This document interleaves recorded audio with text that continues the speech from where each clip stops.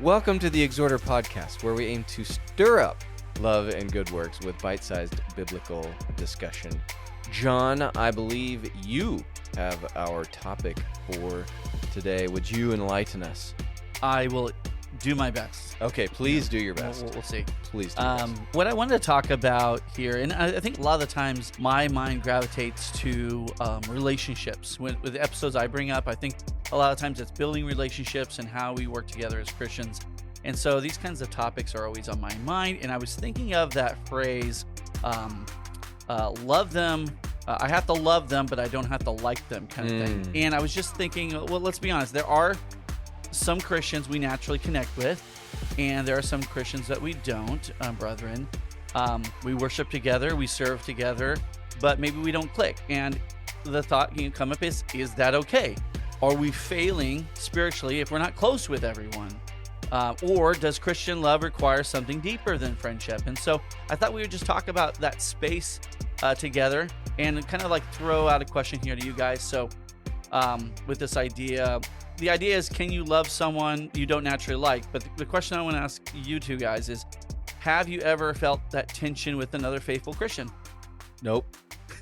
I get along with everybody, and I've never felt that I had anything to dislike about anybody at church. I kind of believe that in some cases, but we're gonna move on. Yeah. Well, when I was training to preach, I had someone tell me very matter-of-factly, Kyle, no matter what you do, there are going to be people that leave the church because of you. Now, what was meant by that was do your best, and like Paul said, so far as depends on you, be at peace with all men. Yeah. But ultimately, despite your best efforts, there are going to be some people that just, you're the excuse that they're going to use, but it's probably not you. It's not you, it's them. Yeah. But it was in the context of a conversation to a young preacher at the time, when I was young at the time, was have thick skin. Just saying, understand that people are going to leave the church and they're going to say you're the reason, and that's just going to happen. So yeah, I've had some experiences like that where, and not just people leaving, but obviously you make a statement about doctrine or interpreting a part of the Bible, and there's going to be someone that probably sees it differently than you. And Well, it's interesting you bring that up, because that may or may not be what we're even talking about, because we have another conversation that's been brewing and that we can kind of continue on, but we've talked about there too, is what happens when we disagree on doctrine, right? And I think that that's a real good conversation to get into. But maybe even before that, this is more probably vein or surface level of not personality-wise, not meshing with certain people. Yeah. Like maybe they rubbed in that their Super Bowl team, wiped the floor with yours, and there's now a grudge. And that I can think of one person that literally like hates everything that I love, like my favorite music, my favorite movies, my favorite, whatever. Like, but let me guess. One of us is married to that person. I was like, my wife doesn't listen, so you're fine. She hears me. Sorry, I can't stand Ashley. Don't worry, my wife doesn't listen either. Yeah, that is really funny, and it's funny because it's actually true. If you're talking about preferences on things, my wife Taylor, she aligns just opposed to everything Kyle is about. There's really only one thing that we mutually, love, and how amazing I am. Jesus. And one of us loves that person more than the other. Yeah, there you go. Yeah. Obviously me. I love. One day she'll love me as much as you. Okay. Oh, that's the thing you guys have in common. Doesn't make sense. Okay. No, when I think about this, this happens. I feel like it happens to everyone, and it happened. Like I said, I think Kyle, you're a preacher, so when it happens to you, if it happens to you, I feel like it happens more about your role and what you're saying and stuff, man. Because both of you guys are very likable people in general. Thank you. Thank you. Yeah, you are. Yeah. And so, no, I just have to say you're right. Yeah, there you go. Humble too. Humble too. Immensely humble. But if we were in a competition, I'm a little bit more humble than Kyle. There you go. Just a little. So that's kind of what we're talking about, though. So maybe you guys can't relate to this, but I feel like you're married and you have family members and you're around. So you guys know that this is this happens a lot, and there are kind of divisions amongst people, personality wise, let Oh, alone yeah. on Yeah. doctrine. And we won't really touch doctrine too much to this one, but okay, maybe is this true or not? That relationships feel heavier inside the church than outside of it. Like, what I mean by that is it more? Do we feel more weight to get along with people that are Christians inside the church, and then when it doesn't happen, it feels like a heavier burden, or it feels like there's a pain there that we need to solve? That is the case for me. I don't really have a lot of friends outside of the church, and work and things like this, and so most of my relationships kind of center around church relationships, and I do feel like I have a stronger responsibility to of my relationships. I think with that's people part in of the I think church. that's part of the answer, that if you're not at least bothered by the fact that there are people in my church that I don't talk to hardly ever or at all, or I don't know them, or I've just made up my mind that we don't get along, and that doesn't bother you, I don't know that we have the answer to fix all of that, or that it's necessarily wrong that you don't get along the exact same with everybody. But if on some level that doesn't bother you, I think that's a problem right there. Yeah. That we should all want To to get along. get along and enjoy brother A and brother B exactly the same. Like, we should want that. No, that's not necessarily practical, but I Sure. think just wanting that, or acknowledging that I wish things were different, or how can I, even just asking the question, how can I make, we don't get along, we haven't Sure. talked much, we don't have anything in common. What can I do to maybe try and fix that, or at least Yeah. attempt it? I think that's part of the answer. And we're going to have an opportunity here to get into a lot of the what ifs and the buts, and what most people will address this question, right? And they'll give kind of identifiers to this one of saying, well, do I really need to be best friends with everyone? You start getting into all these Yeah. kind of conversations. I- I think we can address that a little bit later on. I think some people are more bothered by it than others. I think some people I'm naturally a people pleaser, and when somebody I get the vibe that they don't like me or are not pleased with me, then I'm just like, It's cognitive dissonance. how can I make them like me? There is something wrong here. What's the issue? Like, I remember the first time I ever had the realization, oh my goodness, there are people who don't like me. Well, oh, sorry, finish your thought. No, and that just like blew my mind. I was like, oh my goodness, how is this possible? That sounds terrible. Like, I sound so arrogant when I say that, but it just, I don't know. I don't know how that's possible. Like, Well, that's what I was going back to in my comment about when I was training as a preacher. I think that was the intent of the comment, was do your best. And Yeah. when someone criticizes you or says something about you that's unkind, or your initial reaction is, well, that's not true, just stop and contemplate it for a little bit. yeah, Maybe they're not entirely right, but is there something you can reflect on? Are they at least maybe partly right, and there's something you can improve on? oh, And that's a great point. so too. it was mostly, that was the intent of that comment, was just to prepare me for the fact that not everyone's going to like you. Yeah. Not everyone's going to like you, and you just need to accept that. Now, that doesn't mean you dismiss the people that don't like you. You say, well, are they onto something here? Is there a blind spot I've missed? Maybe I'm not perfect. Yeah. It No, doesn't mean you have to take, just because they said it, doesn't mean you have to take it as gospel truth about you. But Sure. and I've seen that. Like, there have been people that criticize me and certain things about the way I preach, and I said, well, okay.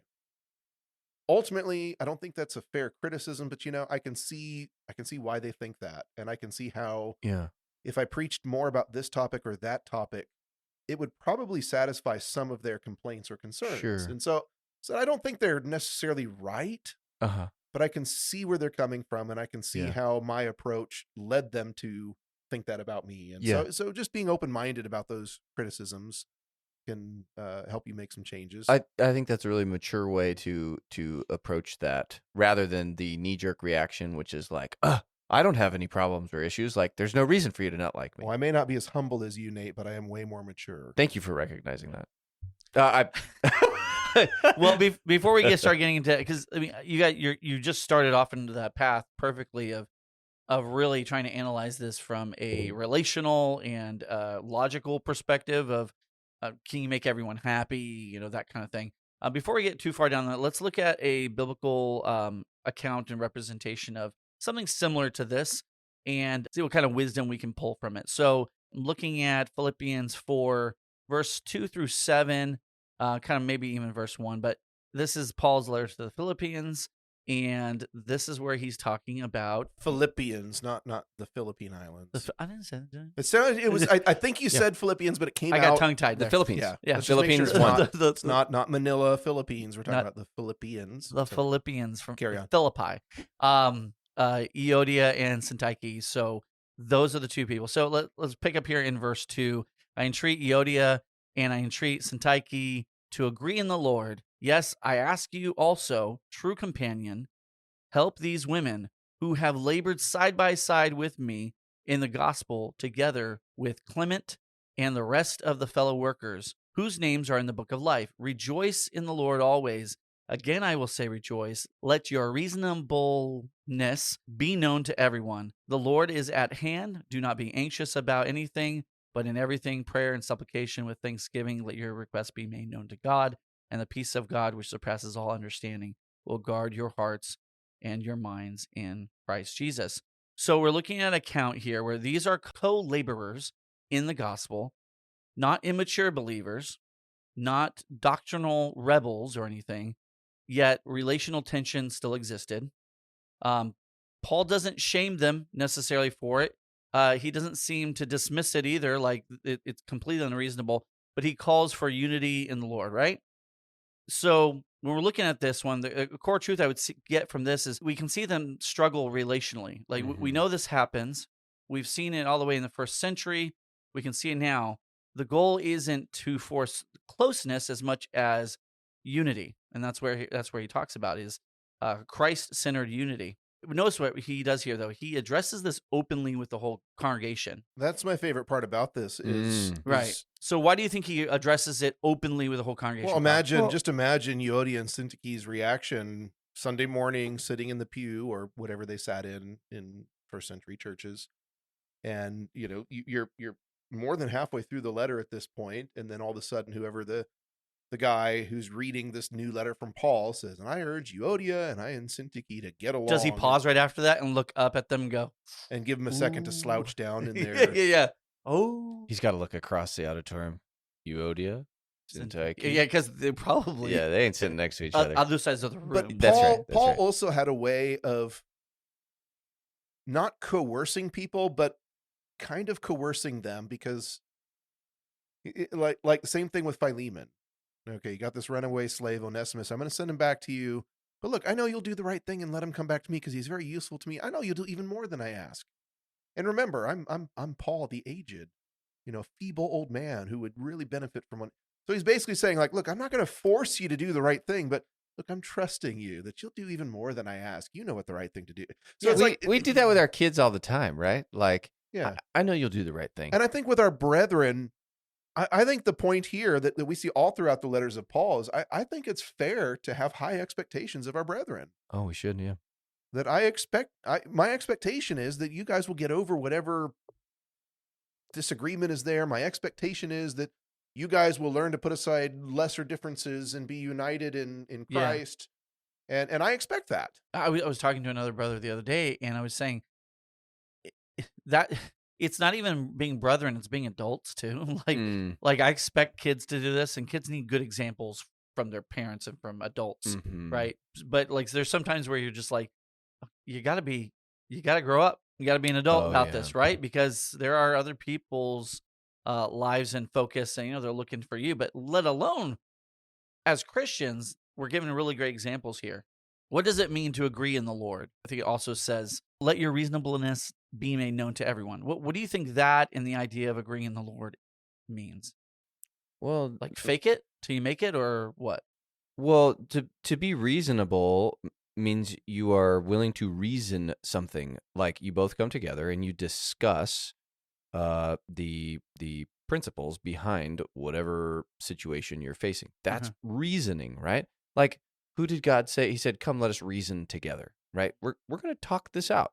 And so I think that is, let your reasonableness be known to everyone. Be reasonable. And there's an assumption there. Be willing to sit down and to discuss this, right?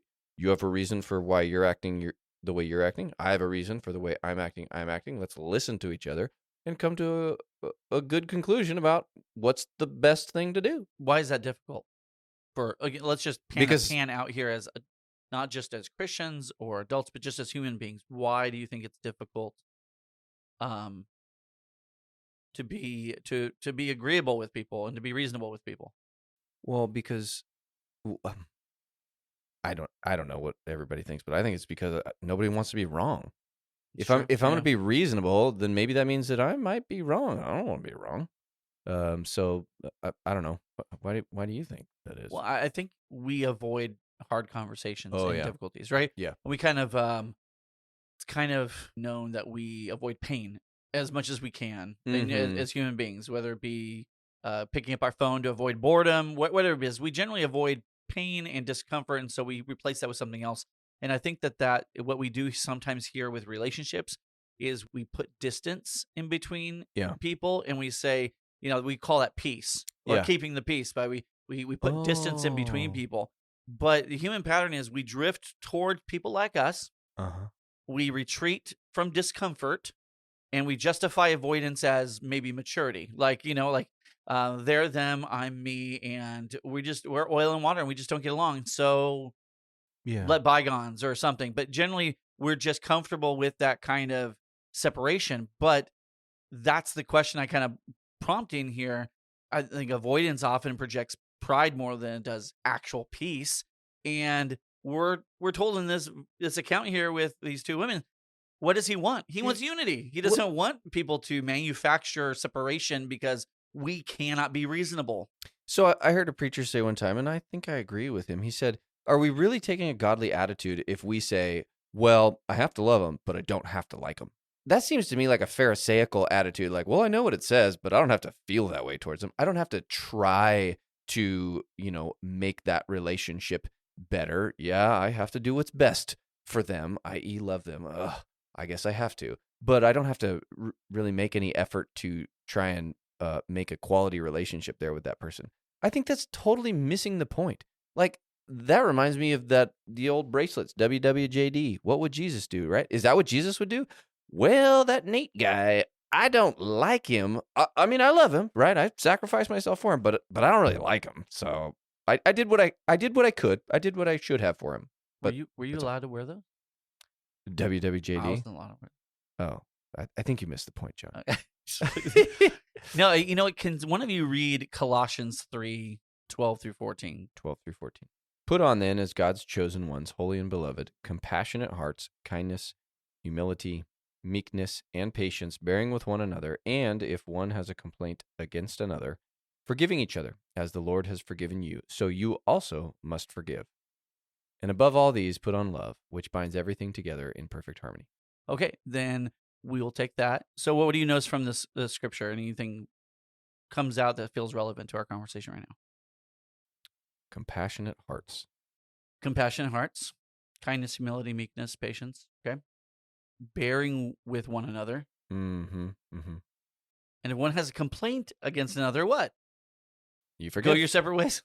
Yeah. Go your separate ways and don't talk to each other anymore. Does that make Paul a hypocrite for him and Barnabas? For him and Barnabas. I don't think so, because I think that because if I'm Euodia and Syntyche, I'm almost thinking that. But it depends on how you look at that.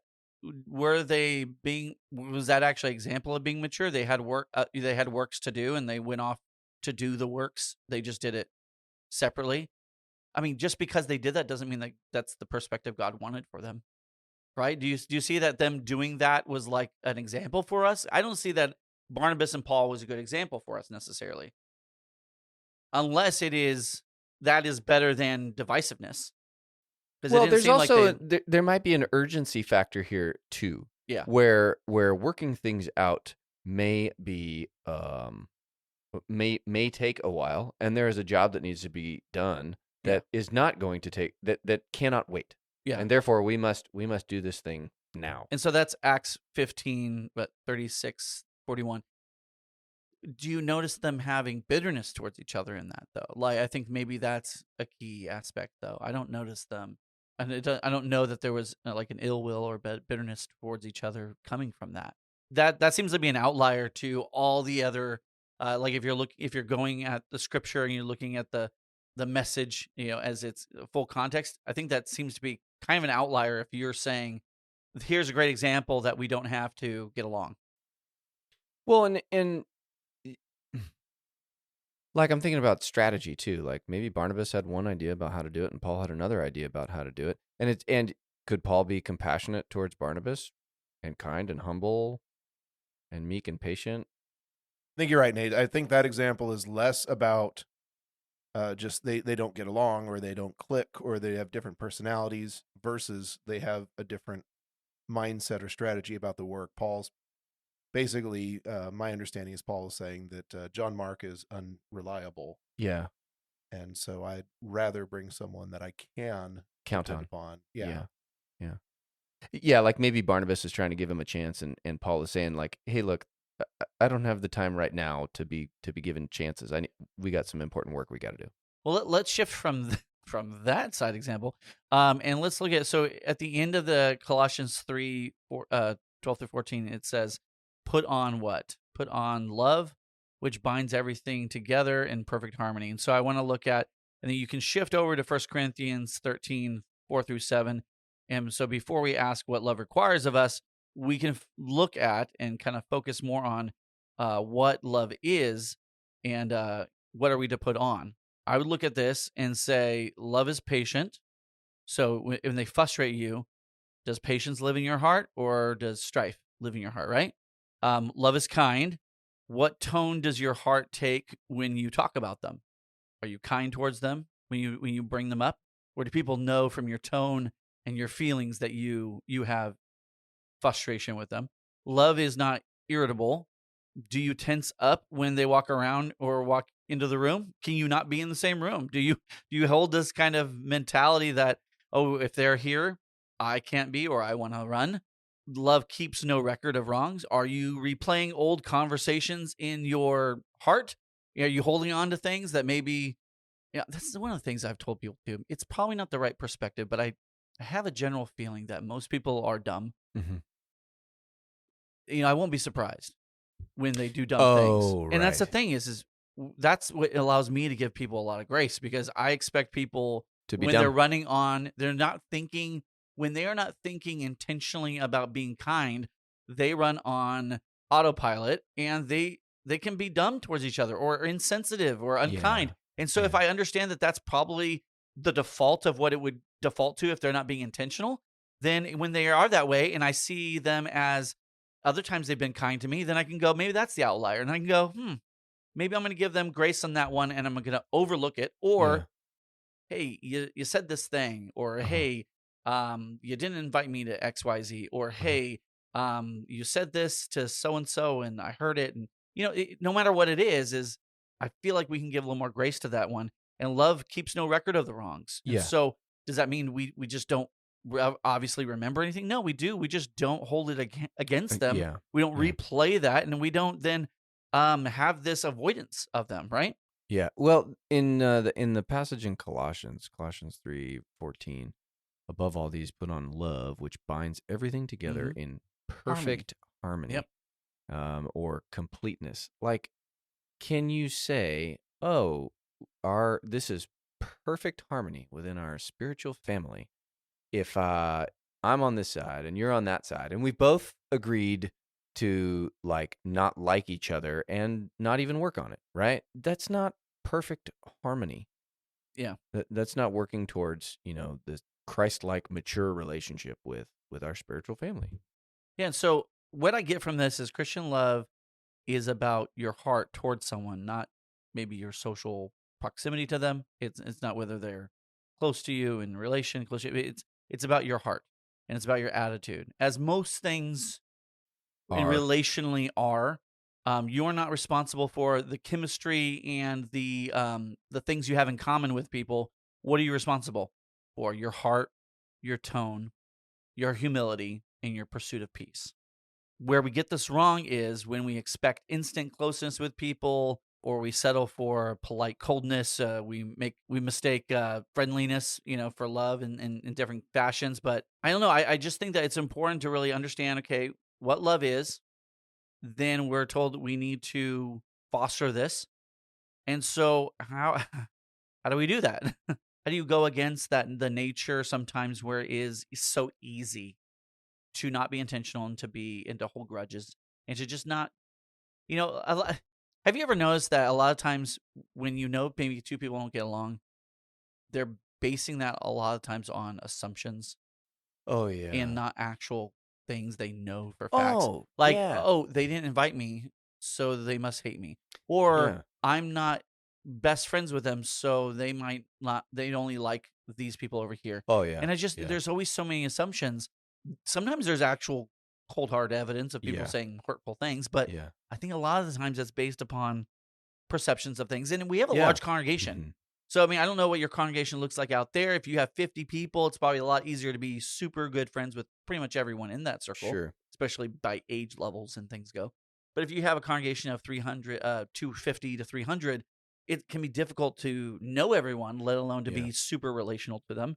Yeah. And I think we've talked about in other podcasts before where our brain can only hold on to a certain amount of names at one point in time, let alone close relationships Sure. with people. So we have some limitations. We can get spread thin. So what does this mean? What does it practically look like when you're in a congregation with people? Do I have to strive to be best friends with people? If I don't get along with someone, how should I be addressing that? Should I avoid it? How hard do I work towards it? Is it all on me? What if they don't come to the table? What if they don't try? What are you guys' thoughts about this? The passage that comes to mind is the Romans 12:18. If it is possible, as far as it depends on you, be at peace with all men. So if you suspect that there's some sort of issue between you and person X, um, I I think probably the mature thing to do. I don't know. You guys point out the truth here to me. I think probably the mature thing to do is if you think there's an issue, address it. Hey, it seems like there's an issue here between you and me. I don't have a problem with you. Do you have a problem with me? Okay, what is it? Maybe that's a little bit too blunt, but addressing that issue, I think, is the mature thing to do. Now, I raise my hand and be the first to say I have not always done that, but I think that like if you think there's a problem there, then you should probably solve it. Otherwise, you're going to continue to think there's a problem there.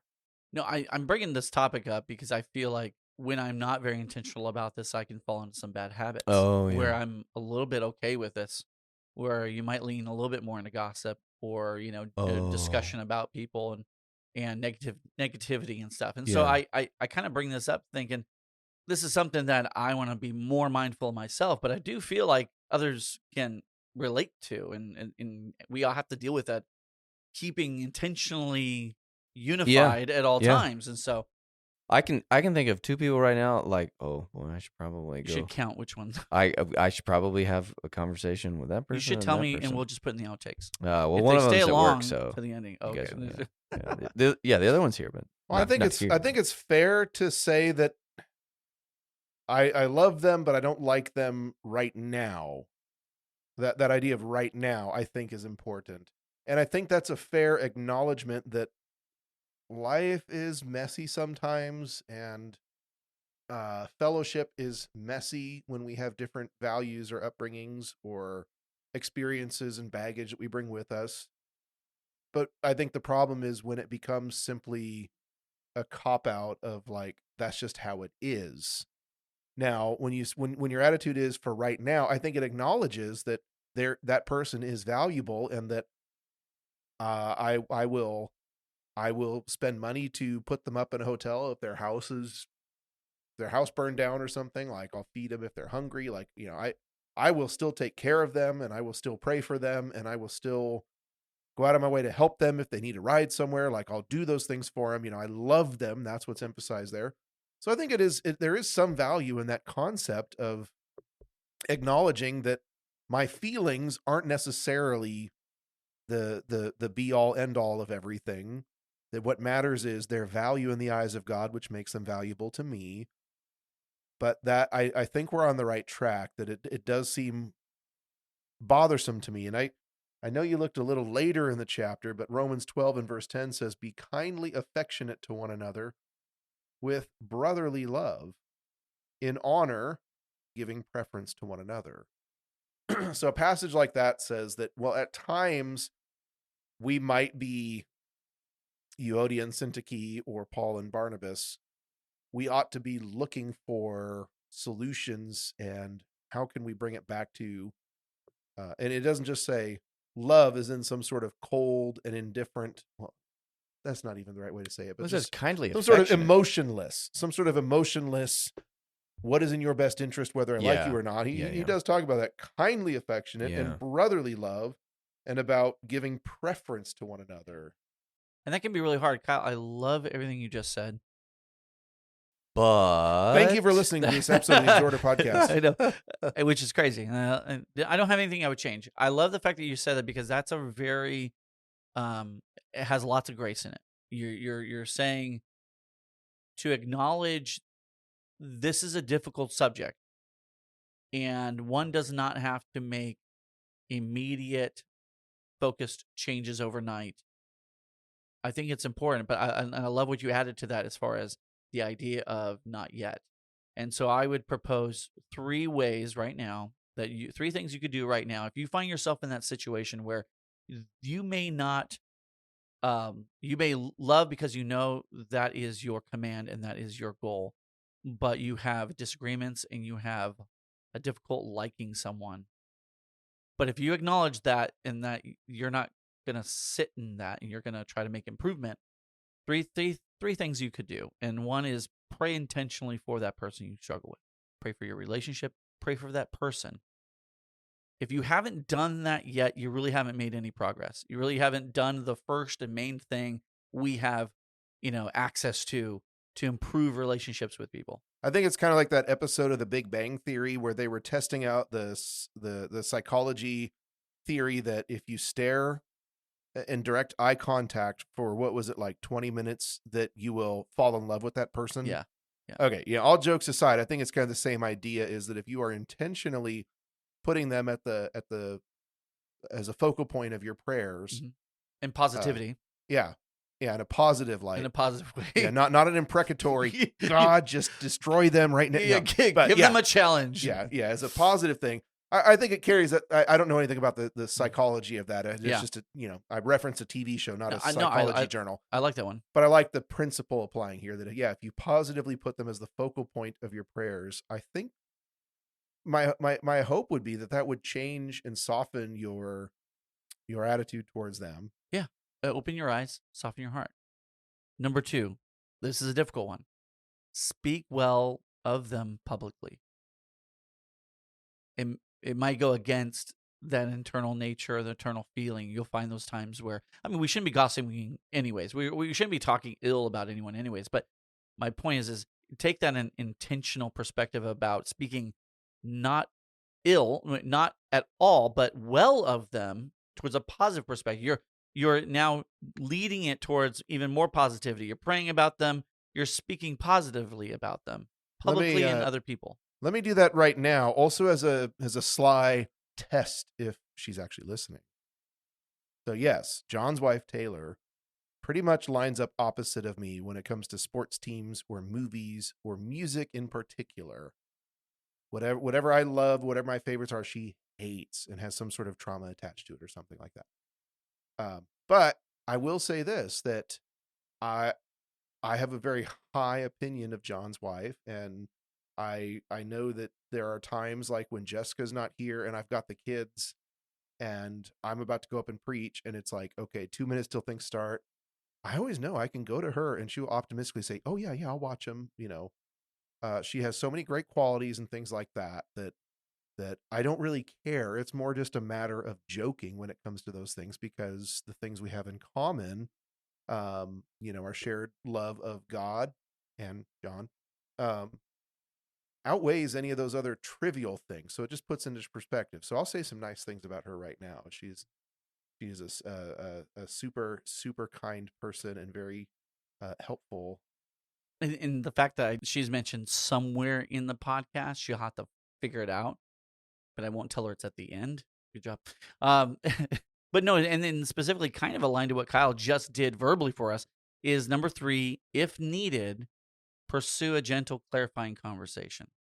So the first one, pray for them. 2, speak well of them publicly. 3rd, if it could be disagreement, it could be an actual disagreement, or it could be assumptions we're making. It could be misunderstandings. So if you feel like that needs to be done, and I've seen people do this really well, and it goes into it with a clarifying. I mean, give an example of what maybe look good, because I feel like when people do this well, they say you don't want to half apologize for something, or you don't want to when you're going into a conversation it's difficult.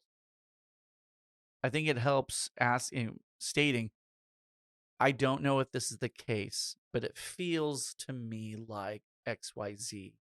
But I wanted to give you an opportunity to clarify that for me. If you don't feel this way, or if I'm making this up, please let me know. Addressing in a certain way, not like, hey, why don't you like me?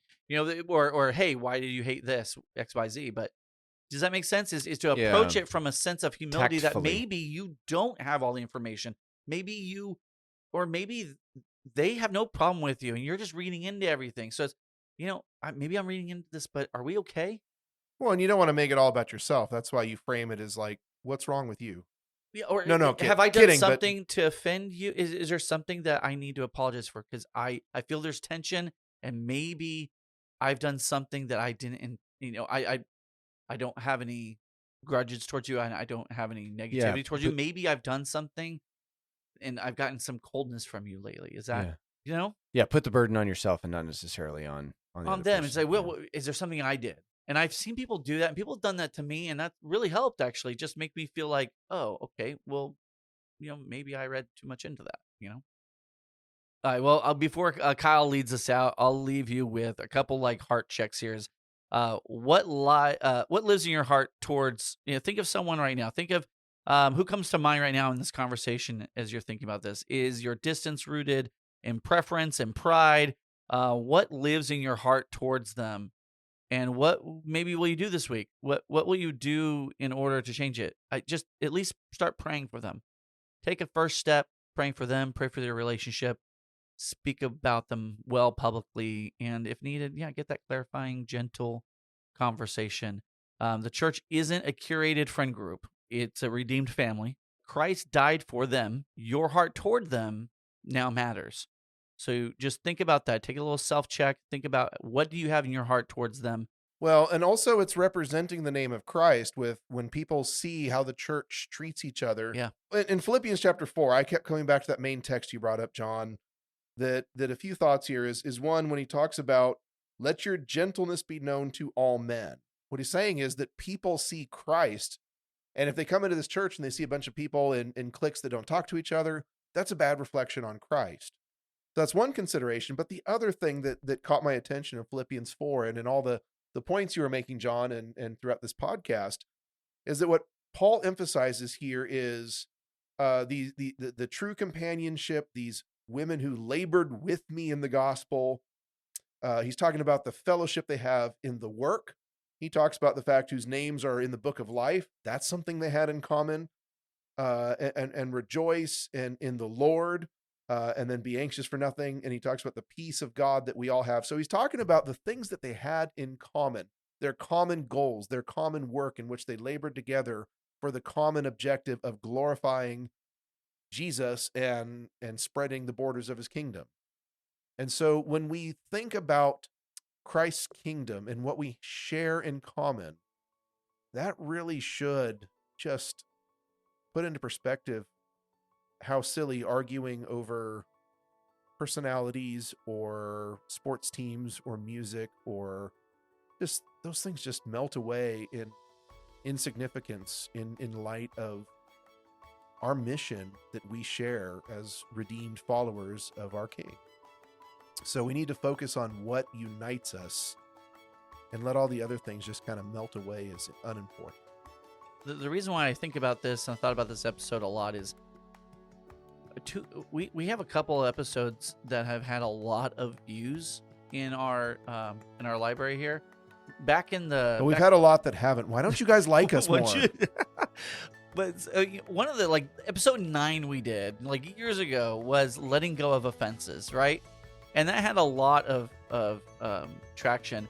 And then most recently, one of the most listened to and looked at episodes was number 75, a biblical response for feeling left out. And we kind of talked about that, and we had a good conversation about that. And I think that's seeing as that's a trend is a lot of the times Everyone wants to feel wanted. Everyone wants to feel liked. Everyone wants to feel loved.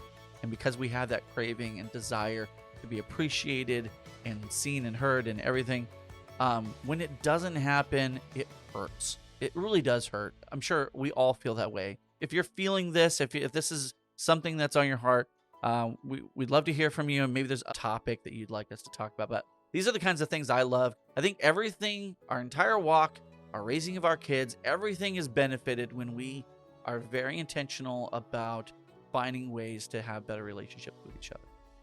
Well, thank you so much, John, and to a lesser extent, Nate. Thanks, Kyle. Thanks for your It's contributions, amazing Nate. timing. That was very comedic. And thank you most of all to our listeners for tuning in and listening to this newest episode of the Exhorter podcast. We are really grateful for the listens. Wish you liked us a little more and listened more, or maybe shared a little bit more with your friends. That would really help us out. We'd love that. They love us. Is there something They we're just doing don't- wrong? They just don't like Is it? Yeah, there you go. But think about who's the person you were thinking about this episode. Maybe give them a call, or next time you're at church, go talk to them. Maybe say a couple prayers this week with them as the focal point of it. Say some kind words about them, and be sure to let your light shine. And that's a good way to exhort others. Well, thank you for listening and tuning in. We'll see you next time. You may not love us, but please like us and subscribe. Did we just find a new comedic outro? You may not love us, but please like us and subscribe. I think we did. Oh, Yeah, I think we did. excellent.